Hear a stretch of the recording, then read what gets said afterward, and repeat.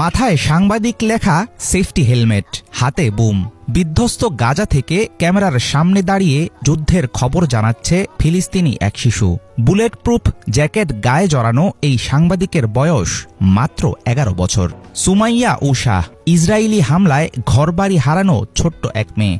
স্বপ্ন ছিল বড় হয়ে একদিন আল জাজিরার বিখ্যাত সাংবাদিক শিরিন আবু আকলেহের মতো হবেন। যুদ্ধের নির্মমতায় বাস্তুচ্যুত সুমাইয়া এখন কখনো নুসিরাতের শরণার্থী শিবির, কখনো বোমাবর্ষণে ধ্বংস কোনো ভবনের সামনে। সুমাইয়া ছুটে বেড়ান এখান থেকে সেখানে। নিরাপদ আশ্রয় যখন সবার একমাত্র মৃত্যুকে উপেক্ষা করে ইসরায়েলি বর্বরতার চিত্র তুলে ধরার চেষ্টা করছেন ফিলিস্তিনি সাংবাদিকেরা।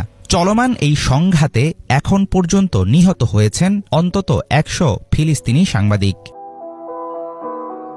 ক্ষুধা আর দুর্ভিক্ষের করাল গ্রাসে ধুঁকছে গাজা। এর মাঝেই সাংবাদিক পরিচয়ে প্রতিদিন পথে নামে সুমাইয়া উশা।